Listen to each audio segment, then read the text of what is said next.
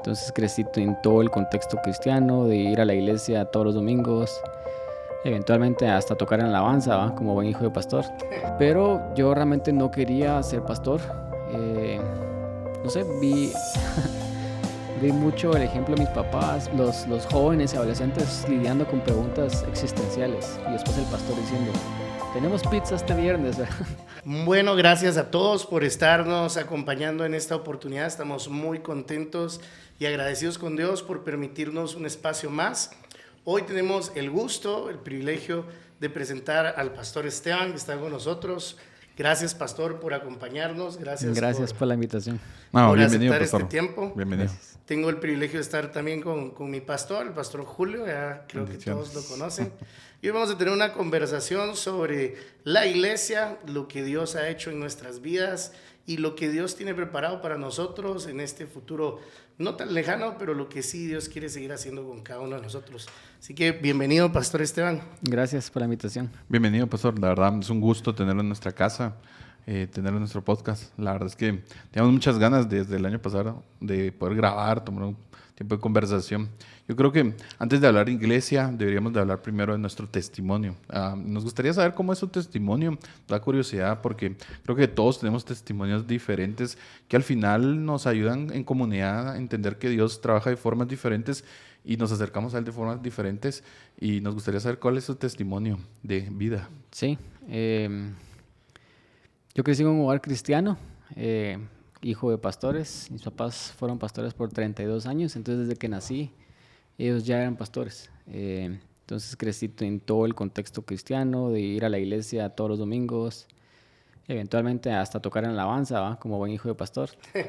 Pero yo considero que, creo que a los 7 pasé al frente y acepté a Jesús, como a los 10 me bautizaron, pero creo que a los 13 yo considero que realmente fue como mi primer encuentro con Dios, donde yo considero que yo he tenido varios encuentros en mi vida, varias conversiones, por así decirlo, y a los 13 fue la primera donde yo conscientemente sí ya recuerdo decir, o sea, quiero conocer a Jesús, no porque crecí en esto, sino porque lo quiero conocer, ¿verdad? Y decidí creer en Él. Entonces ahí considero yo que fue como empecé mi proceso como cristiano a los 13 años. Después de eso, pastor, ¿cómo vería usted su progreso en su vida? ¿Cómo llegó hasta el día de hoy ser pastor y dirigir una iglesia muy bonita, incluso una iglesia internacional, ¿verdad? Sí, mi proceso fue un poco extraño porque, pues, de alguna manera, si les cuento que soy hijo de pastor, entonces todos dicen, bueno, sí, entonces ya sabemos por qué. Pero yo realmente no quería ser pastor. No sé, Ya somos dos. vi mucho el ejemplo de mis papás, vi todo lo que ellos pasaron, vi lo difícil que es, todas las personas que los traicionaron, la ausencia de dinero en la casa porque eran pastores. Entonces, creo que todo eso me hizo a mí no querer ser pastor, ¿verdad? Entonces yo decía, aunque ya era cristiano y todo, yo decía, yo quiero servir a Dios desde atrás, ¿verdad? Tal vez mi rol es estar en la alabanza, estar en el sonido, o tal vez apoyar financieramente a mis papás. Eso fue lo que yo pensé. Pero por ahí dicen, ¿va?, que Dios tiene otros planes y realmente tuve un llamado en donde no fue mi papá, sino mi papá.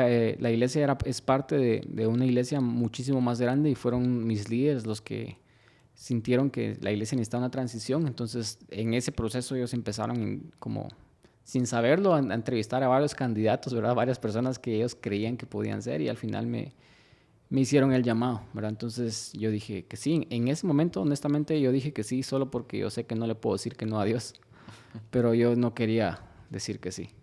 Entonces mi curva de aprendizaje como pastor ha sido muy extensa y muy larga porque me ha costado mucho aprender a amar el pastorado. Y aprender a entender también cuál es el propósito del pastorado. Entonces, sí, así es un resumen, ¿va? Excelente, pastor. ¿Sabe qué? Buen resumen. Estamos, pues agradecemos a Dios, ¿verdad? Porque al final como comunidad de fe tenemos el sentir de parte de Dios, la visión de parte de Dios de conectar con más iglesias, con más ministros que el día de hoy están trabajando y sirviendo y sacando adelante el reino de Dios, y podemos utilizar una frase como esta. pero es increíble la cantidad de similitudes que hoy podemos ver en estos ministerios que hoy Dios nos ha permitido conocer, como lo es el caso de usted, pastor, y es tan parecido, por ejemplo, en la vida del pastor, ¿verdad? Pastor Julio no quería ser pastor, ¿verdad? No quiere ser, Ya sé.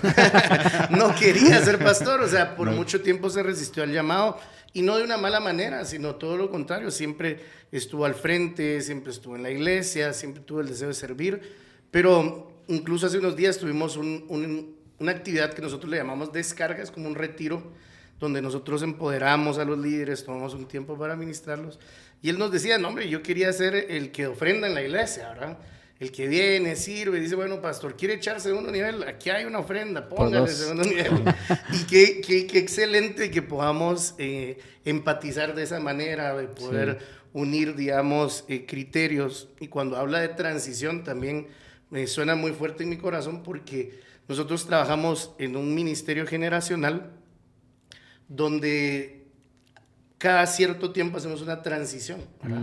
Los preadolescentes pasan al área de jóvenes, hacen una transición al área de jóvenes, los jóvenes a los universitarios, y cada cierto tiempo tenemos transiciones. Entonces es interesante las palabras que utilizamos hoy, pero que al final también reflejan lo que Dios está haciendo en nuestras vidas, ¿verdad? Sí, yo creo que es interesante, pastor, porque al final yo creo que el llamado no proviene de uno mismo como tal, ¿verdad? Porque uno me pongo a pensar lo que uno tiene en su línea de pensamiento, cómo va a disfrutar la vida, cómo ve su futuro. Y el tema es que el Señor lo interrumpe en la vida de uno. Sí. ¿No? De hecho, hay una frase que dice que ¿cómo se sabe que alguien es un buen líder? Es que no quiere ser líder. Porque usualmente la gente que lo quieren por las razones incorrectas, ¿verdad? Lo quieren por la gloria, por el estatus, por algún interés personal. Pero el que no lo quiere es porque sabe lo difícil que es el llamado, pero lo acepta porque no hay nadie más que lo está haciendo o porque es necesario. Entonces, pues habla mucho acerca de las motivaciones, ¿va? El corazón de las personas, de por qué aceptamos este llamado. Y sí, o sea, por interés personal, yo nunca lo hubiera aceptado porque no es fácil. No. Pero realmente sí, no puedo negar que sí ha habido un llamado en mi vida y que fue Dios el que interrumpió mi vida. Sí, yo creo que al final Él es el que interrumpe nuestras vidas, ¿verdad, pastor? Y cuando usted habla ya teniendo su llamado y estando pastoreando su iglesia, ¿cómo ve usted ahora la iglesia? Porque usted tiene la bendición, lo voy a decir así porque es una bendición, creo, de tener papás pastores. Mi caso no es la misma línea. Y conozco muchos hijos de pastores, pero no tengo una relación cercana con alguien que, pues, como David o mis pastores, que haya tenido padres pastores, ¿verdad? Conozco muchos, pero no tengo una relación tan cercana. ¿Cómo es la iglesia hoy, entendiendo de que pastoreó sus padres y hoy en día, pues, usted está pastoreando? ¿Cómo lo ve usted? Pues yo creo que la iglesia sigue siendo la iglesia. Yo realmente sí vi un verdadero llamado también en mis papás, porque vi lo difícil que fue para ellos ser pastores, pero aún así perseveraron fielmente, ¿verdad? Entonces yo creo que obtuve de ellos un buen ejemplo en cuanto a motivación, ¿verdad? Estar ahí no por las cosas equivocadas, sino por realmente la misión de Jesús y por las personas. Pero definitivamente la iglesia tiene temporadas, ¿verdad? Tiene transiciones y hay cambios y momentos en los que Dios la lleva, ¿verdad? No sé si por ahí va tu pregunta, o sea... Sí. Básicamente como la influencia que ha tenido sus padres sobre su liderazgo el día de hoy, ¿verdad? Yo creo que o sea, la influencia ha sido de que vi a mis papás como personas muy, muy fieles, que sufrieron por Jesús y pagaron el precio.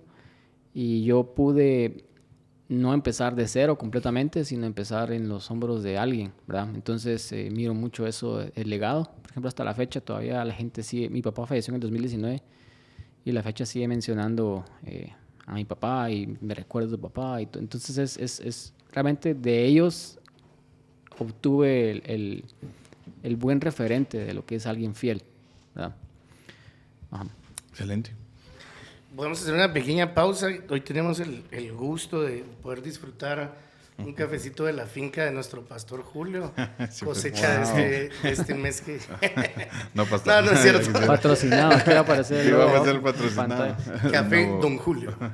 No, si compran hoy, le sale a carito. 20% de descuento. Cabal, Si dan compren clic. hoy. No, ya quisiera mi sueño de tener una finca, pastor. Para Oscar. Algún día. Algún Sí, día tal vez primero Dios Dios. lo permita. Sí, es que la verdad es que el café es Gracias para por el mí. café. No, sí, no se puede agradar al Señor sin café. Sí. Sin café es imposible agradar a Dios, dice alguien por ahí. Sí. Continuamos. Pues qué increíble, pastor, lo que nos comenta. Yo creo que hoy tenemos una iglesia que es una iglesia bastante joven. No sé la estadística que podamos manejar en Guatemala, pero sí creo que un gran porcentaje de la iglesia cristiana en Guatemala es en una gran mayoría gente joven, ¿verdad? Y hoy podemos ver pastores jóvenes a cargo de la iglesia, al frente de la iglesia.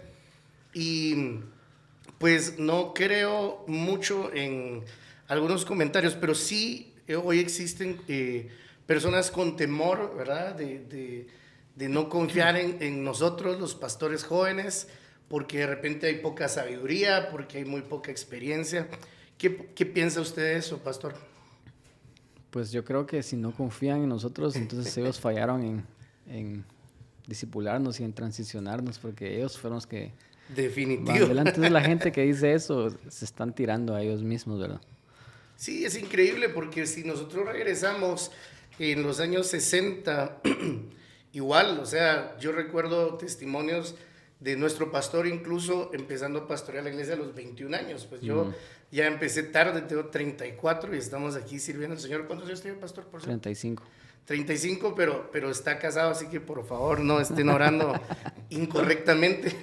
¿Hijos, pastor? Sí, una nena de 4. Excelente, solo yo no tengo hijos, pero interesante porque al final el ministerio el día de hoy está haciendo una transición, la iglesia está haciendo una transición el día de hoy, están saliendo pastores de 60, 70 años que desafortunadamente en muchos casos no dejaron un sucesor. Y creo que lo vemos en la Biblia, por ejemplo, cuando Moisés entrega a Josué el legado del pueblo. Vemos a un Elías entregando un legado a un Eliseo, pero también vemos que esa tercera generación no dejó un sucesor, ¿verdad? Porque ya vemos a un Eliseo despojándose de Jesse, ¿verdad? No hubo un sucesor en el caso de Eliseo, no hubo un sucesor en el caso de Josué, y hay muchos que hoy estamos surgiendo, ¿verdad? No por una transición como usted bien tuvo la oportunidad, pero hay muchos en la iglesia que el día de hoy no tienen un sucesor en su ministerio. Sí, eso es bastante duro y difícil. De hecho, algo de mi proceso realmente como pastor es de que yo acepté el llamado en el 2018 y bueno, yo dije, tengo el apoyo de mis papás, vamos con todo, no estoy solo, tengo mis líderes están lejos en otro país, pero aquí tengo a mi papá. Claro. Y a los meses fallece mi papá. Wow.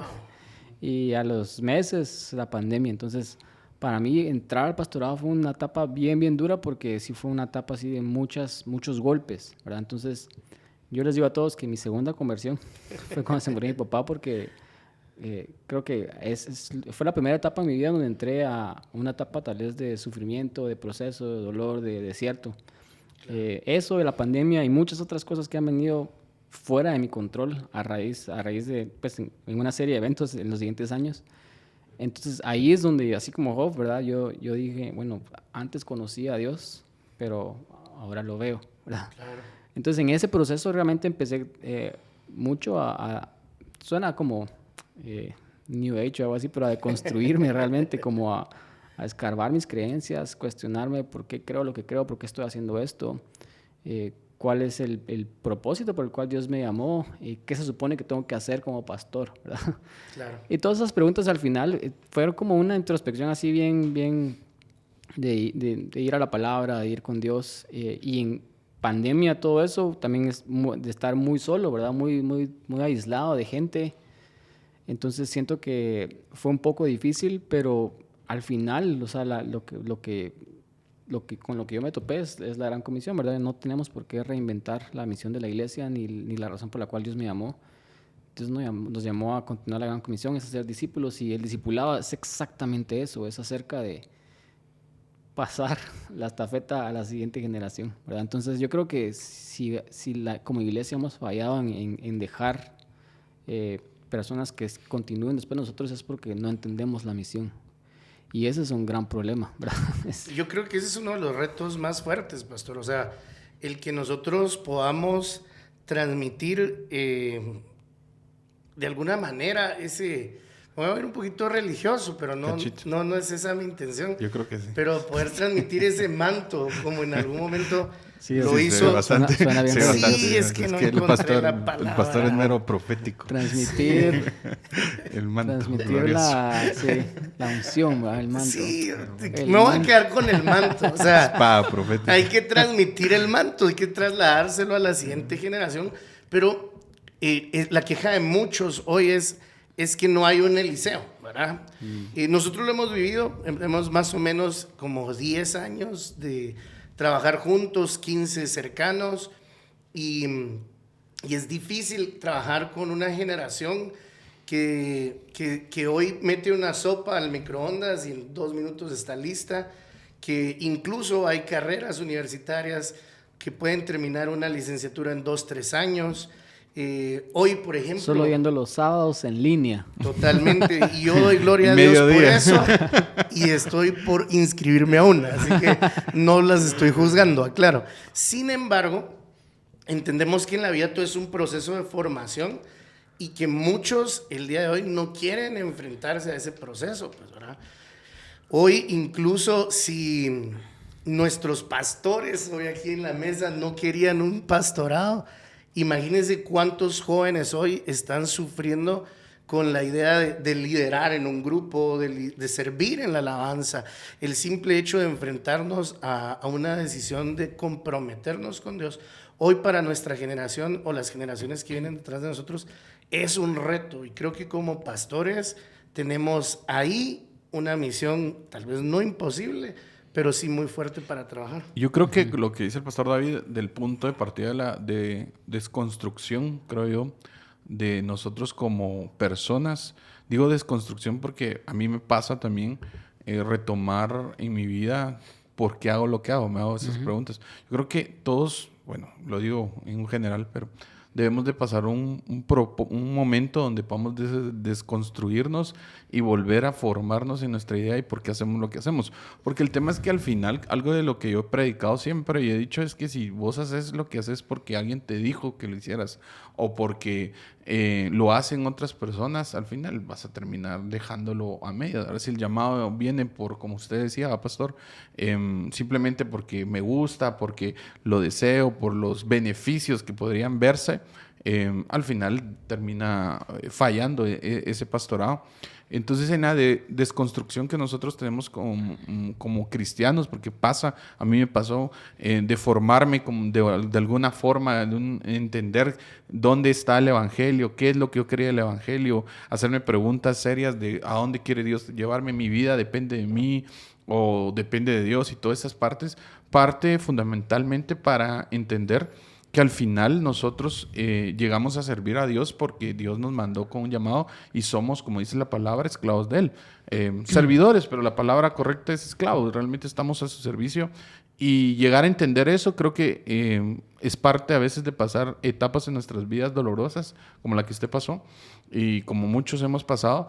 Y ahí entender que, como decía un escritor que se me fue el nombre, pero era el propósito del dolor.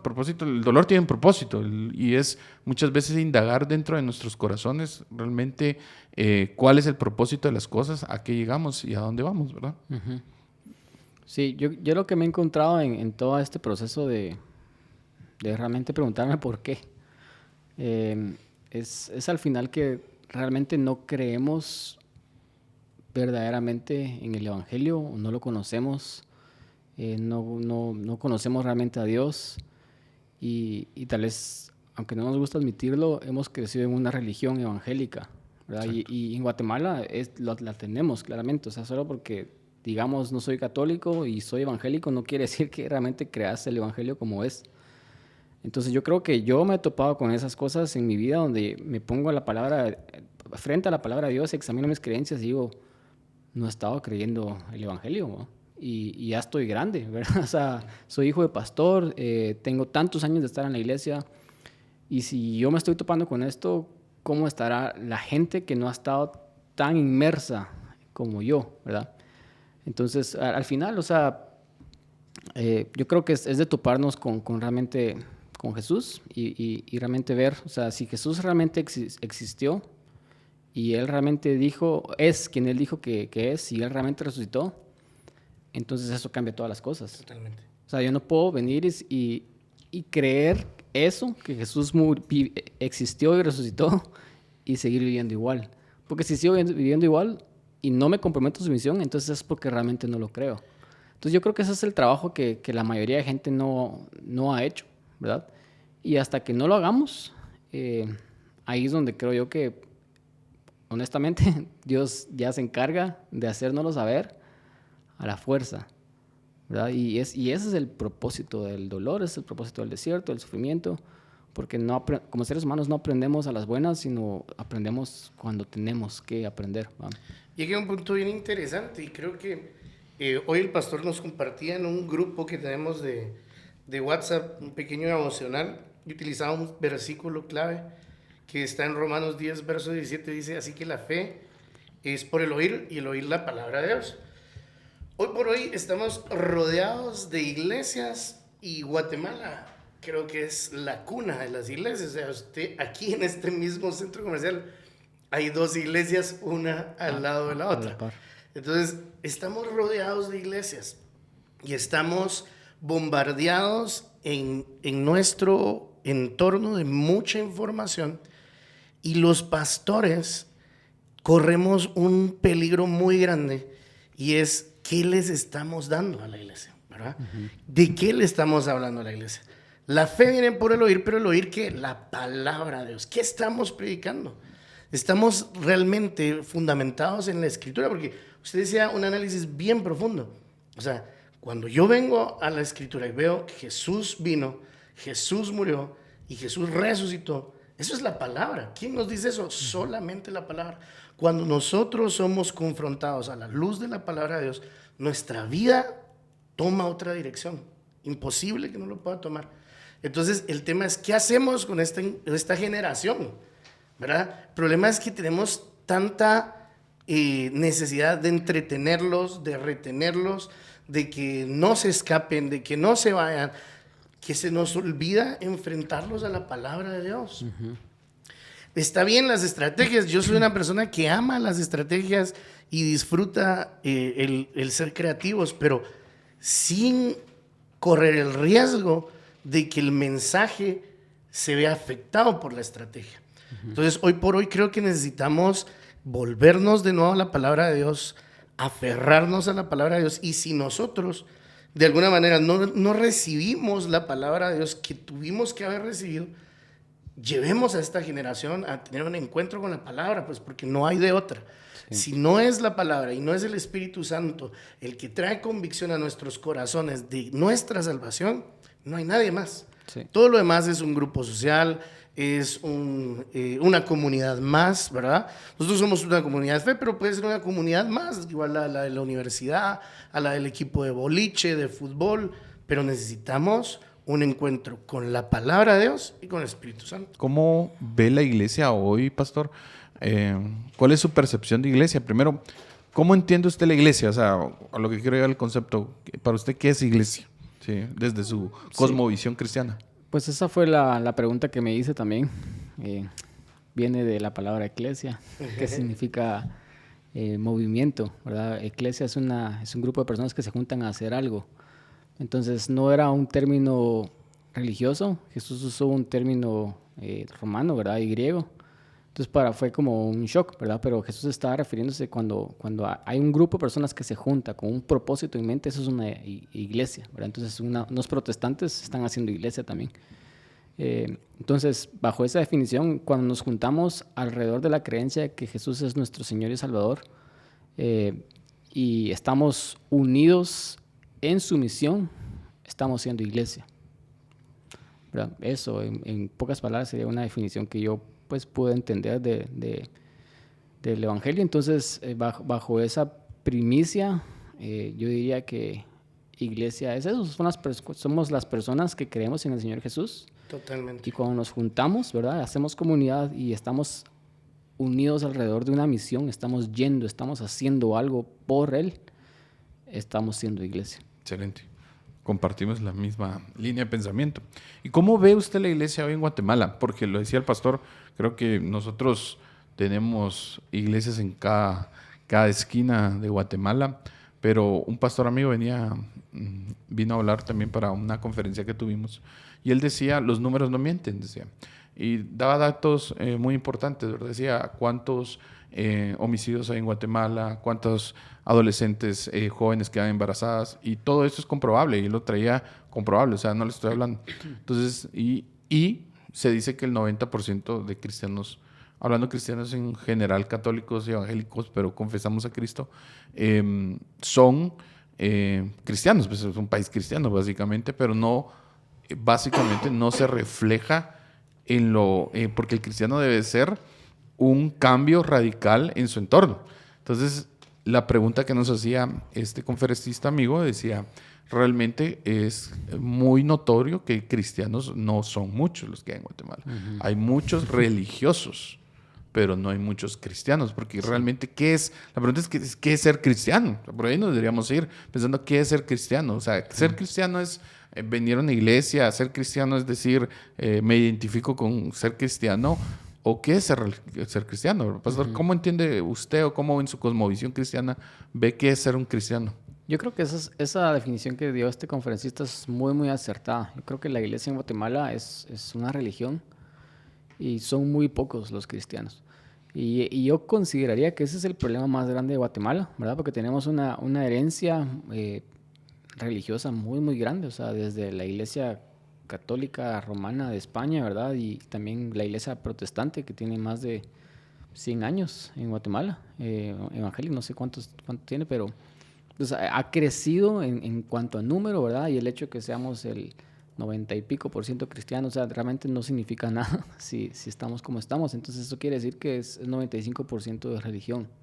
Entonces para mí un cristiano, ¿verdad? Obviamente las personas que les dijeron cristianos por primera vez eran porque eran tan iguales a Cristo que eran como pequeños Cristos, ¿verdad? Entonces exacto.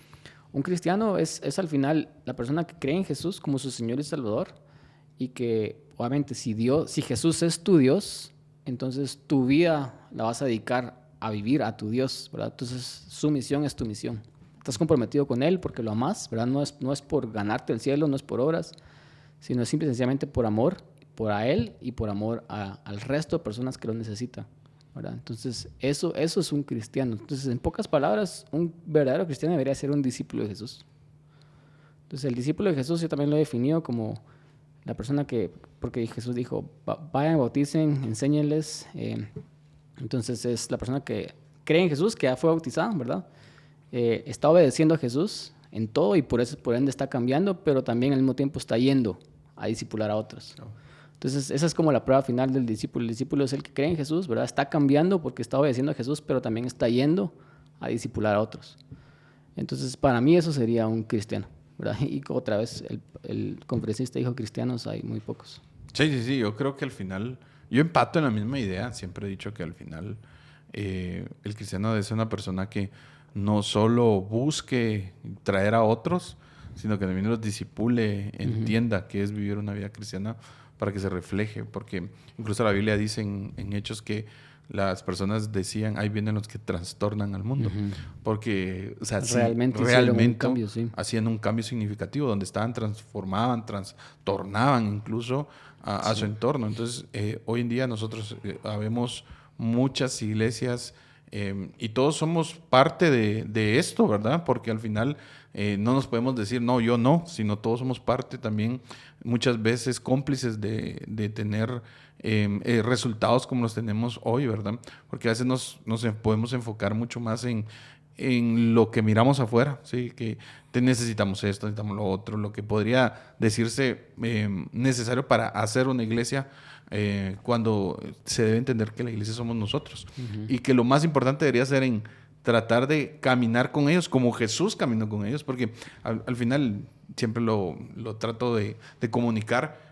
Jesús no tenía una iglesia como tal, como un lugar físico como se vende hoy, porque muchos decimos, no es que yo voy a la iglesia, y no decimos soy la iglesia como tal. Y en esa línea de pensamiento, cuando nosotros nos damos cuenta que la transformación no ha sido en nuestra Guatemala, nuestra ciudad, también a veces somos cómplices, lo digo yo personalmente, porque a veces la influencia que tenemos de mucho, de decir, mira, esta es la verdadera iglesia, ¿verdad? Así se debe ser iglesia. O uno entra a diferentes iglesias cuando uno dice, wow, así. Pues al final, quiera que no, nos volvemos cómplices cuando el Señor nos mandó a transformar la vida de los corazones por medio del Espíritu Santo. Obviamente eso lo hace el Espíritu Santo, pero Dios nos usa a nosotros, nos escogió a nosotros para hacer esa línea y siempre entender que lo primero es las personas antes que cualquier cosa que esté afuera, ¿verdad? Como tal.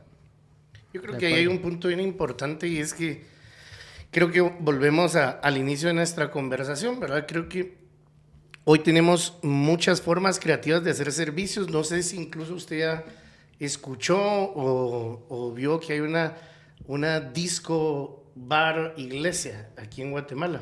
No Sí, sé si sonó hace varios meses, ¿verdad? Pero sí, todavía está funcionando, y ahí están haciendo servicios todos los jueves, creo, o viernes. Y Jueves.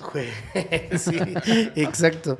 Y ahí están. Y en teoría es una iglesia cristocéntrica. Digo en teoría porque no la conozco, no he estado ahí. Y la estrategia puede ser X o Y, ¿verdad? O sea, realmente no tengo ningún problema con la estrategia, a pesar de que soy una persona muy cuadrada en muchas cosas. Tengo cero problemas con la estrategia. Sin embargo, el centro siempre debe ser Cristo, ¿verdad? Si Cristo está siendo el centro, todo lo demás va a ser demostrado con el fruto, ¿verdad? El fruto lo vamos a ver demostrado. Entonces, yo creo que necesitamos aferrarnos a la Escritura, necesitamos acercarnos a Jesús, y esa es como mi premisa del día de hoy, es necesitamos estar aferrados a Él, porque es tan fácil soltarnos de la mano de Dios y tomar decisiones humanas. ¿Y qué pasa cuando tomamos decisiones humanas? Estamos negando a Cristo, ¿verdad? Nuestras actitudes niegan al Señor. Por ejemplo, es tan fácil ir en la vía y decir, me voy a saltar este crucecito unos pequeños metros, no pasa nada, ¿verdad? Y te saltas eso y alguien más te ve y te maltrata. Pase, hombre, apúrese, hombre, ¿verdad? Pase ya. Pero con eso estamos negando a Jesús, ¿verdad? Estamos dándole la oportunidad a alguien más que peque con nuestras acciones. Y creo que esas pequeñas acciones que nosotros hacemos, esas pequeñas decisiones que nos separan del Señor, hacen también que otros sean separados del Señor y se niegue el evangelio que vivimos. Hoy es un ejemplo como muy pequeño, muy tal vez risorio, pero que también puede darse en un trabajo, también puede darse cuando te dicen, mira, necesito que me modifiques esa cotización y que esa cotización salga distinta, hombre, ¿no? Ahí te voy a ayudar con algo. Y nuestros cristianos, ¿qué están haciendo, verdad? ¿Cuáles son las decisiones que estamos tomando? Lo que Jesús dice que Dios odia la balanza falsa, dice, ¿verdad? Aborrece la balanza que ya está mal truqueada. Entonces, negamos a Cristo con nuestras acciones. Venimos a la iglesia y tenemos cultos extraordinarios. Yo no tengo nada en contra de los cultos extraordinarios, a mí me gustan. Y más si son pentes, yo los disfruto a morir. Pero, ¿qué pasa cuando salimos de ahí y olvidamos nuestras convicciones? Y ese era un lema que teníamos hace algunos años, ¿verdad? Que tengamos convicciones más que solo creencias, ¿verdad? Y creo que debemos de trabajar en eso. Necesitamos nosotros mismos exponernos a la palabra, ser expuestos de una forma directa a la palabra para que nuestras vidas también impacten y motiven a otros a ser expuestos también de la misma manera a Dios. De acuerdo, completamente. Sí, yo empato eso, porque al final la iglesia debe ser un lugar donde todos nos reunamos, compartamos fe y nos animemos unos a otros. Pablo lo decía, ¿verdad? No dejen de congregarse, porque al final esto nos anima unos a otros, porque nos enfrentamos el día a día, nos enfrentamos con lo que sea el pastor, a esas tentaciones de pasarnos la esquina, de pasar la factura, de subirle algo más a los impuestos, bueno, mil formas. Y nos cuesta, ¿verdad? Al final es complejo, pero para eso sirve la iglesia, para acuerparnos, para disipularnos, para amarnos unos a otros y disipularnos en la línea de decir, mira, o sea, podés negarte, podés decir esto, o sea, si como lo que usted está diciendo, pastor, era, si tu Dios es Dios, o sea, sírvelo a Él según lo que Él te mandó a decir conforme a su palabra, y no dejándolo a un lado, ¿verdad, pastor? Yo creo que eso es una parte de cómo vemos la iglesia, y una de mis cargas personales, se lo digo, pastor, es el futuro de la iglesia. El futuro de la iglesia para mí es algo que me carga mucho. Le voy a decir por qué. Vengo en contexto de una iglesia muy grande en Guatemala, una iglesia culturalmente posicionada en toda Guatemala, pero donde la mayoría, si no es que un 90% miento, de pastores son pastores ya de una entrada, edad como tal. Y el recambio generacional se ve muy, muy lento. Y digo yo, al final, el futuro de la iglesia en Guatemala, ¿qué va a pasar? O sea, nos hemos dado cuenta muchas veces en las estadísticas. Me gustan mucho las estadísticas, a veces no las empato muy bien, pero sí me gustan. Mucho del crecimiento de la iglesia pasan de dos factores. Uno, en América, hablando América Latina como tal. El primer crecimiento de la iglesia en América Latina surge a raíz del nacimiento de los hijos, como tal. Como fue su ejemplo en su vida y como es el ejemplo. Entonces, nuestros padres, por ejemplo, tuvieron que 5, 6 hijos, nuestros abuelos 8, 10, y ellos traían a sus hijos a la iglesia, y así creció la iglesia. Esa es una fuente de crecimiento. Y la segunda fuente de crecimiento de la iglesia fue el dolor y el sufrimiento. Me imagino que usted sabe, la iglesia evangélica en Guatemala crece a raíz del terremoto. El terremoto, entonces las iglesias cristianas abren las puertas, la gente que no tiene hogar entra a las iglesias y ven, wow, me ayudaron, entonces ahora empieza el crecimiento a raíz del sufrimiento. Pero nace otro movimiento que no es cristiano, obviamente, que es ya no pare de sufrir, y nos roba, si lo quiere decir, es la parte de la gente que sufre y se van para esas soluciones fáciles. Y el crecimiento demográfico de la población en nacimiento también va bajando. O sea, ya no es lo mismo. O sea, usted tiene un hijo, me imagino que va a tener 2 más, lo más. Yo tengo 3 y yo soy raro porque me dicen que tengo 3, pero de ahí estamos hablando de 1 o 2 hijos a nivel, y así se va a ir. Entonces, las dos fuerzas mayores de crecimiento de la iglesia se están perdiendo, ¿sí?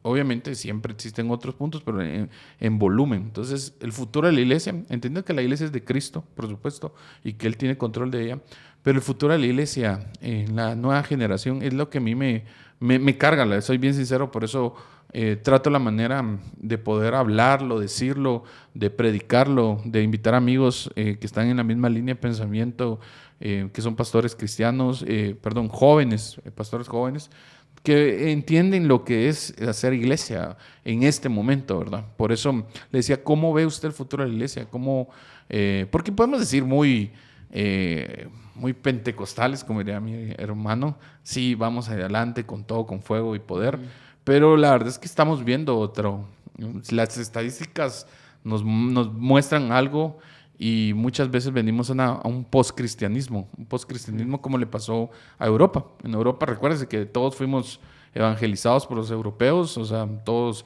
y ahora en Europa hay un postcristianismo. Incluso se habla de la posevangelización, de mandar misioneros a ellos a evangelizar nuevamente, como a recordar. Y estudiando un poco del libro de Jueces, viendo el hecho de que muchas veces hemos permitido, no hemos exterminado.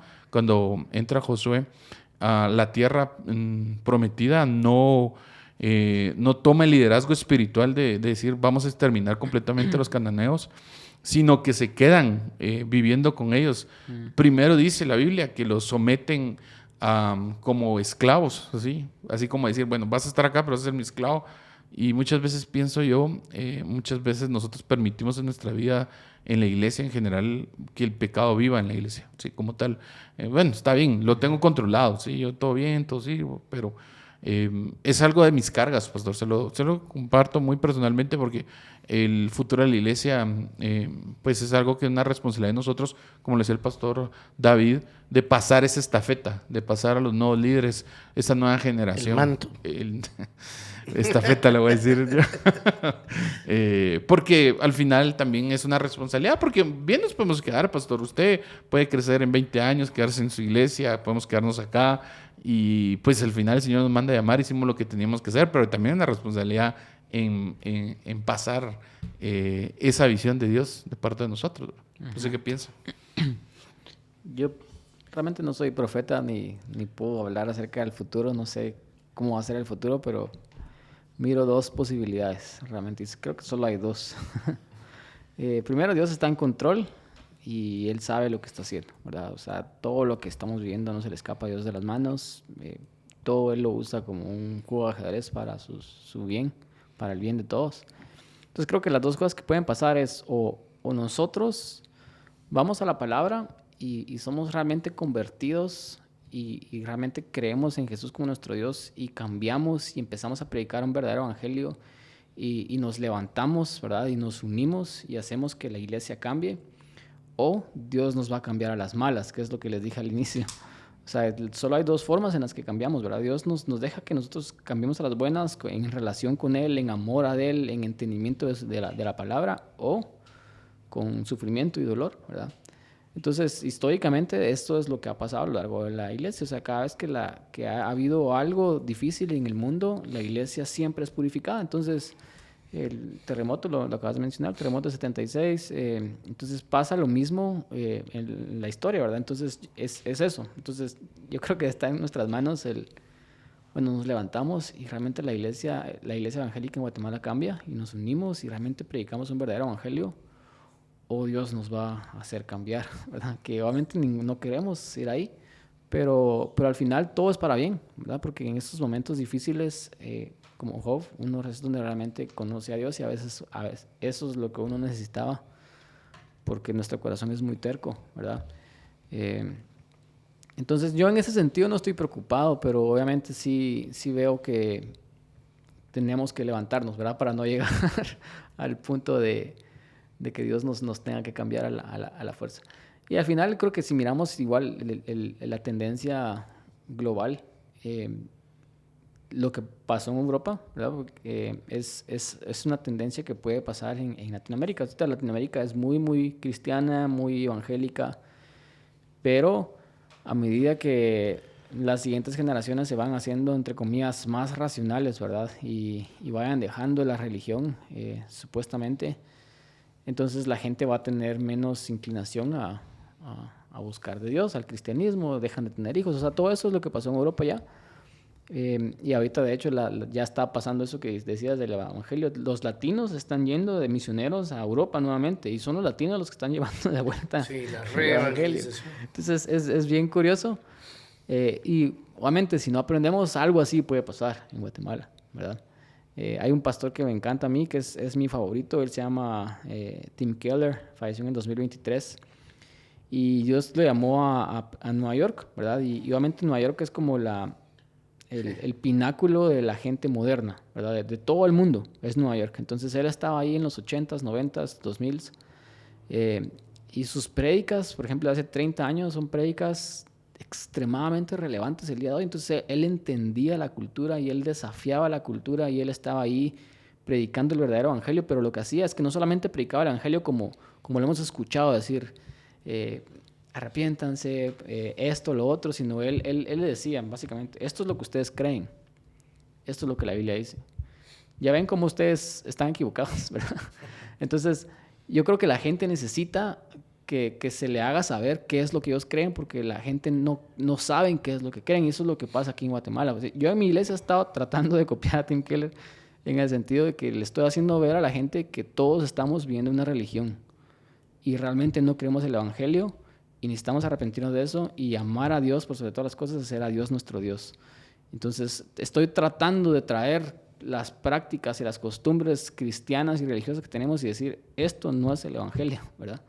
Y yo creo que, o sea, en tiempos modernos tenemos que realmente entenderlo. O sea, yo creo que una habilidad para realmente ir a la palabra, como tú decías, es no solamente saber la palabra, sino es saber la cultura. ¿Qué es lo que la gente está pensando ahorita? O sea, mi prédica va a ser muy diferente a millennials y mi prédica va a ser muy diferente a Gen Z. Ellos piensan completamente distinto, ¿verdad? Entonces, ¿qué es lo que ellos creen, verdad? ¿Cuáles son las mentiras que están aferrando y tomando su corazón?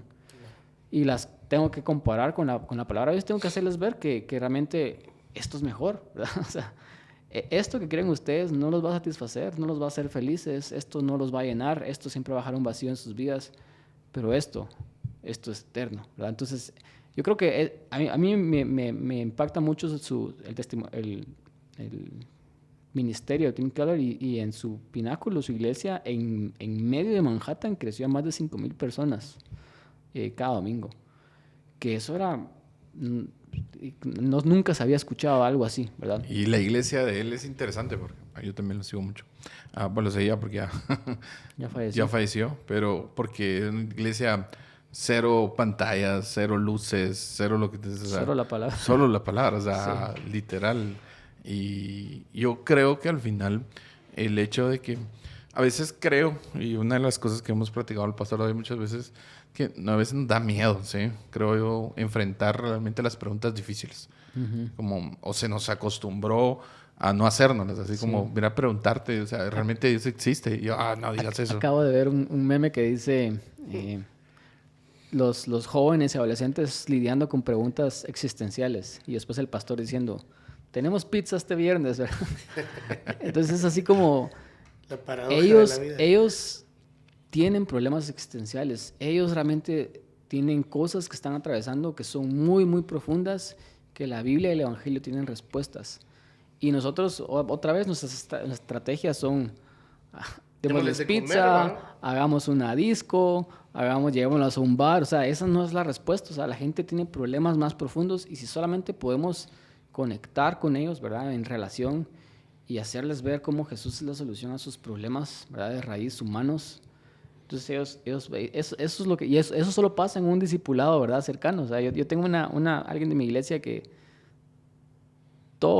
cada semana me manda esos reels y TikToks difíciles de ateos diciendo cosas difíciles y nuestros textos son así largos, le mando audios, pero ella tiene la confianza de tener dudas frente a mí, ¿verdad? Y yo le respondo. Entonces yo creo que esa apertura es la que tenemos que darle a la gente. O sea, la gente realmente pueden preguntar, tienen dudas todos, entonces las pueden expresar.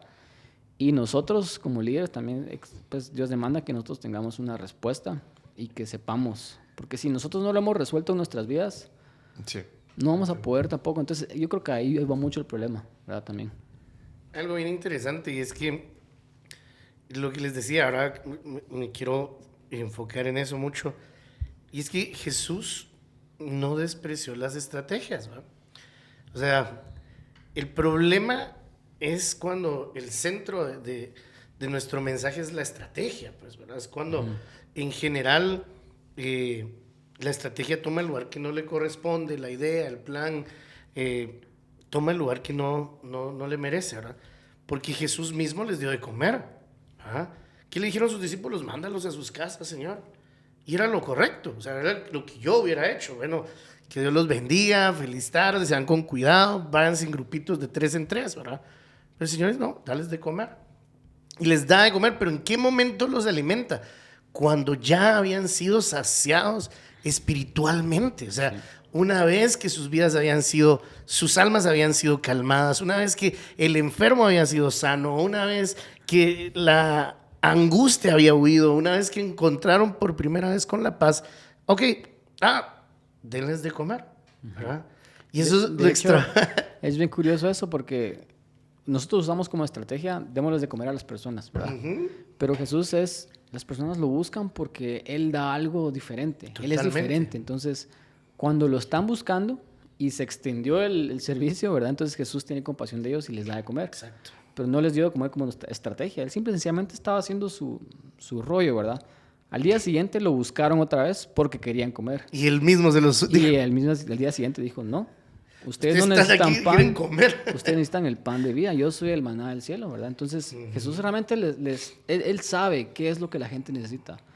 Y las estrategias están bien, pero no hacer iglesia alrededor de las estrategias, que es otra cosa que estaba aprendiendo. O sea, hacer iglesia alrededor de un evento de domingo, yo creo que es una buena estrategia hacer un evento de domingo, no estoy diciendo que no, pero eso se convirtió en la iglesia. Sí, es que ese es el peligro y es lo que hoy vemos en muchas iglesias, no digamos las mega iglesias.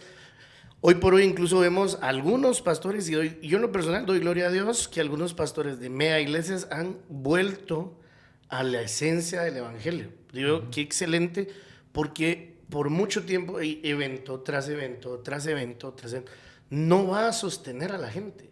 Los eventos no van a sostener la fe de las personas. ¿Por qué? Porque el sufrimiento es algo real que todos tenemos que enfrentar, que todos tenemos que vivir, y un evento, una estrategia no te va a mantener firme ante el sufrimiento que todos tenemos que pasar. Sí, hablando específicamente también de eso, creo que eso es algo que a largo plazo ya nos está afectando y nos va a afectar, ¿verdad? Porque en Europa miramos esto, que es una cultura post-cristianismo casi, ¿verdad? Porque ellos tienen la herencia de los abusos de la iglesia católica y también la iglesia protestante, ¿verdad? Entonces ellos ya no solamente están en cero, como por ejemplo Asia, ellos están en cero porque ellos no han escuchado nunca a Jesús. Entonces, bueno, no sé quién es, pero no tengo ningún sentimiento hacia Jesús. A alguien nuevo. Pero Europa está en negativo.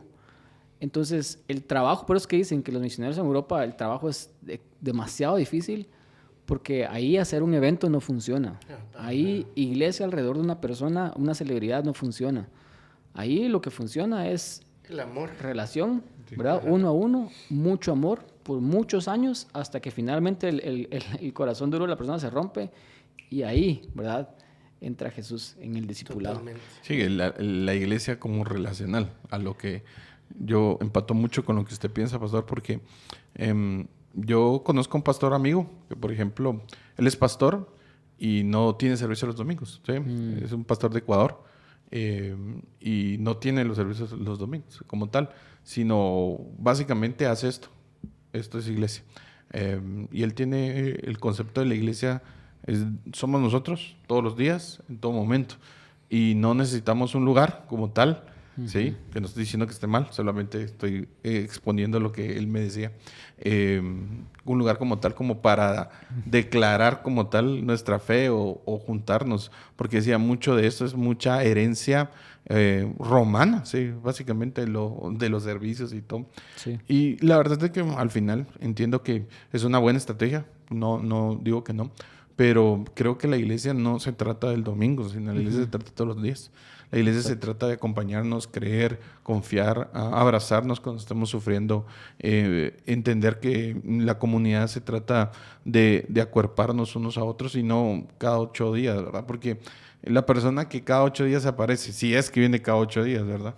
Porque a eso sumale, o aparece una vez al mes, difícilmente va a tener una relación con el Señor. La verdad es que me atrevo a decir que difícilmente va a tener una relación, porque simplemente es como un evento o aislado, como decir, bueno, ya tengo que ir a la iglesia, o ya me llegó el momento, ¿verdad?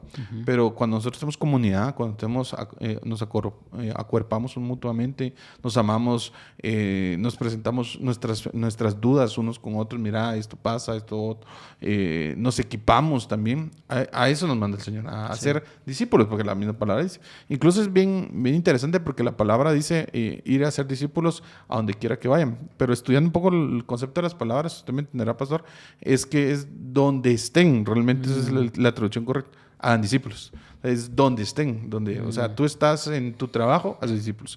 Tú estás en tu negocio, hace discípulos. Donde estén, no es tanto porque a veces entendemos, es que ir a ser discípulos se trata de voy a ir a Europa, voy a ir a Asia, no es que esté mal, otra vez, hay ministerio para eso. Pero el mandato del Señor es decir, donde estén, hagan discípulos. Estás acá, hace discípulos de tu familia, hace discípulos de tus hermanos, hace discípulos de las personas que te rodean, porque solo así vamos a nosotros a entender qué es la iglesia como tal, un movimiento de personas, ¿sí? En un mismo acuerdo, que es la iglesia. Sí. Y hace unos días tenía una conversación con un amigo, me decía, bueno, estaba pues platicando del año, qué vamos a hacer, a dónde vamos, Le digo, mira, necesitamos hacer evangelismo, ¿verdad? Necesitamos hacer más evangelismo. Pues como una misión o una visión o un punto específico de nuestra congregación en este momento es hagamos más evangelismo. Y me dice, mira, perdóname, pero yo sí cero evangelismo. O sea, yo no tengo ese don de evangelismo, me dice, ¿verdad? Yo lo conozco de años, pues no de toda la vida, pero de años. Y me dice, yo conmigo no contés en eso. Yo, ok. Y me dice, pero ¿sabes qué estoy haciendo? Fíjate que me estoy reuniendo con gente que antes venía a la iglesia y no está viniendo. Estoy teniendo una reunión con ellos todas las semanas. Yo, ok. Y pues aprovecho a orar por ellos y de repente a platicar y a interesarme por su vida. Y estoy hablando con otras personas para que vengan al grupo porque pues el grupo no están viniendo. Yo, ¿qué estás haciendo evangelismo? Pues a veces creemos que el nombre como tal pues es como muy, muy específico cuando realmente nuestro día a día tiene que llevar esa esencia. Ahora, el tomarnos un café con alguien, el escuchar a esa persona, el poder aconsejarle, ya estamos mostrando a Jesús. A veces ni siquiera tenemos que mencionarlo para que empiece a hacer un cambio en la vida de las personas. Los discípulos caminaban con Jesús, los discípulos de Emaús, se recuerda, cuando Jesús había resucitado, caminan con Jesús, y dice que sus corazones ardían mientras caminaban con él, porque la palabra misma tiene poder en sí misma, ¿verdad? La palabra tiene poder y a veces desperdiciamos momentos y oportunidades en un café, en un cumpleaños. Yo le decía al pastor, ¿te recordás? En nuestras reuniones familiares. Cuando se junta toda la gente, aprovechemos un espacio ahí para mencionar a Jesús, para hablar de Él, para escuchar a alguien, porque la gente tiene tanta necesidad, pastor. No de la iglesia, no de la iglesia tradicional, aclaro, no de la religión evangélica, no, necesita a Jesús. Y nosotros tenemos a Jesús dentro de nosotros, por eso Romanos dice, cerca de ti, en tu boca y en tu corazón está la palabra. Confiésala, ¿verdad? Si confesares, y hay un poder maravilloso en nuestras palabras, en poder transmitir el evangelio a otros y salir de ese cuadro de la religiosidad que a veces creemos que evangelismo es una mega obra o es una campaña o es salir a caminar y entregar volantes. Eso no es evangelismo. Vuelvo, y eso es una estrategia que al final en su momento tuvo poder y tiene un efecto, pero no es la única manera de evangelizar a otros. Sí. Nuevamente, o sea, creo que el fallo en no discipular realmente y solo en trasladar estrategias, trasladar el modus operandi de la iglesia, ¿verdad? Pero no qué es lo que hacemos como iglesia y por qué hacemos esto, ¿verdad? O sea, que eso es lo que tiene valor. Entonces, si entendemos el por qué, creo que podríamos contextualizar y ajustar dependiendo de nuestra necesidad y la necesidad de la gente. Sí, yo creo que el porqué es el detonante de todo, porque al final la estrategia siempre va a ser diferente.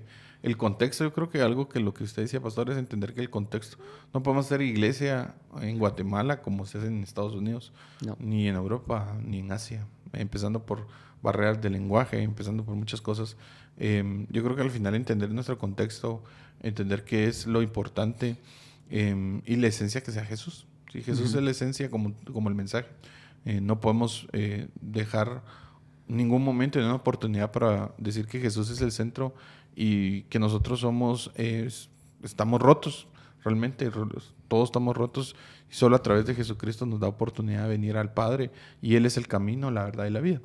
Jesús es el centro de todo, no el humanismo, porque desafortunadamente el humanismo se ha incrustado mucho en nosotros, en el bienestar, en pues no estés triste, mira, el Señor quiere que siempre estés feliz, y yo, Señor, ¿dónde? O sea, el Señor no es que siempre quiera que estés feliz, el Señor quiere que no te pierdas, sino que vengas al arrepentimiento por medio de Jesucristo. Eso es lo que el Señor quiere. No que sí te vaya bien siempre, que tengas dinero, abundancia, y se va como poniéndole matices al evangelio, que al final tienen un punto de verdad, porque al final no podemos decir que el Señor no quiere que prosperemos, porque la palabra es clara, decir que si sembramos vamos a prosperar, pero no es el enfoque es que Jesús vino a este mundo, se hizo hombre, se encarnó para morir en medio de todos nosotros como seres humanos, para que nosotros hubiéramos salvación. para que nosotros por medio de Él podamos llegar al Padre y solo a través de Él.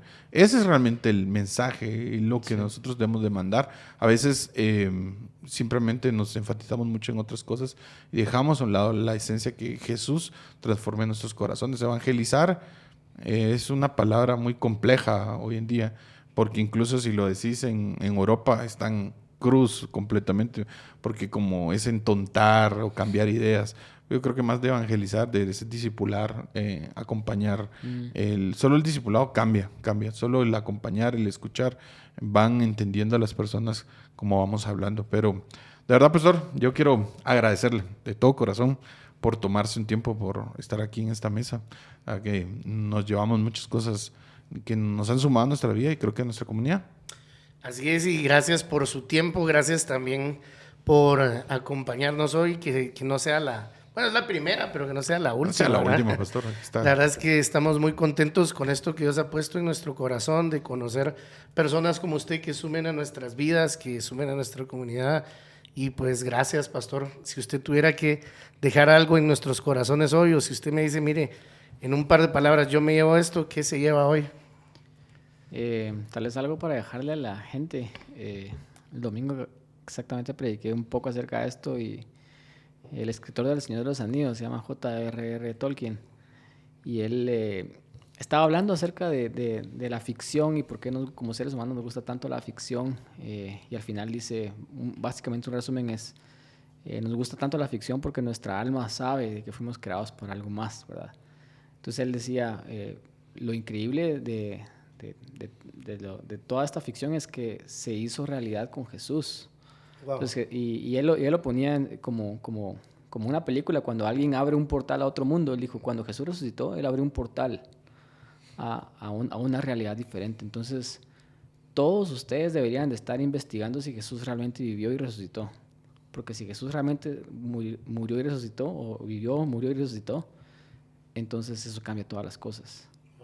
No podríamos nuevamente seguir viviendo igual, ¿verdad? O sea, si el cielo es real, si Jesús fue real y todo lo que está en la Biblia es cierto, es verdad, entonces eso cambia todas las cosas. Entonces yo creo que esa es la cosa que cada quien tiene que definir por sí mismo si realmente lo cree o no. Porque otra vez, si seguimos nuestras vidas normales y no hay ningún impacto de Jesús en nuestras vidas después de haber escuchado eso, entonces no lo creemos realmente. Entonces, otra vez tienes que preguntarte, entonces, ¿qué es lo que crees? ¿Verdad? ¿Qué está en el centro de tu vida, verdad? De lo cual estás viviendo tu vida alrededor de. Entonces yo creo que eso sería tal vez lo que les dejo, porque es algo que Dios ha estado confrontándome a mí, o sea, como pastor, de realmente crees, ¿verdad? Que yo existí, que yo resucité, realmente me has hecho a mí tu Dios, ¿verdad? Entonces yo estaba respondiendo esa respuesta a lo largo de los últimos años y yo creo que eso es algo que cada cristiano tiene que hacer. Entonces tal vez pues los dejo con ese, sigan el consejo de J.R.R. Tolkien, investiguen si Jesús realmente vivió y resucitó. Bueno, entonces gracias amigos, de verdad, asombroso el tiempo que tuvimos, gracias por estar aquí conectados en nuestro Conversaciones que Trastornan. Por favor, envíenselo a sus amigos, envíenselo a un amigo, un familiar. Saben que aquí estamos para bendición. Que Dios les bendiga. Un abrazo.